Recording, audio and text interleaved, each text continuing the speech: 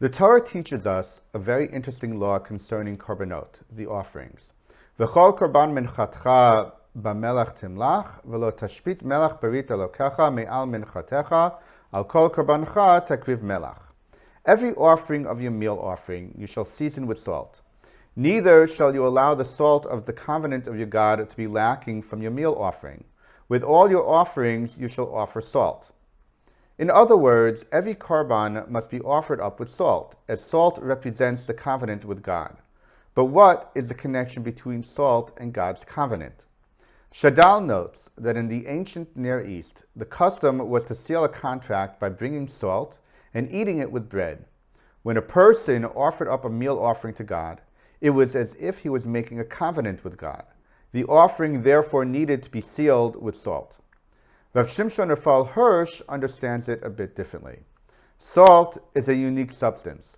It not only gives a food taste, but also preserves it. In preserving food, salt seals it off from the outside forces which try to change and decay it. Salt thus represents immutability.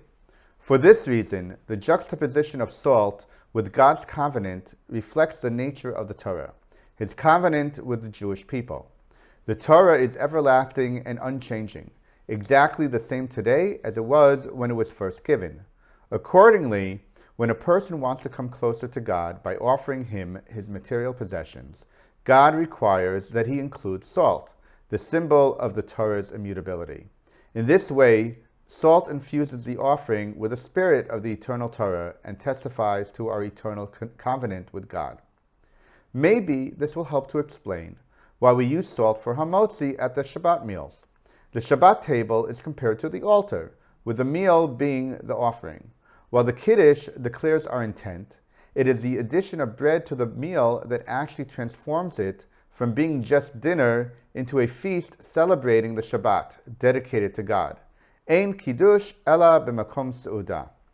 While the directive to offer salt with an offering is true for any korban, it is specifically stated by the meal offerings. Since it is the bread that changes the meal into a Seudat Shabbat, and bread is made of flour as by the meal offering, it is to the bread that we add salt, to infuse the meal with holiness, and to help elevate it into a Seudat Shabbat, truly making the meal into an offering worthy of the altar.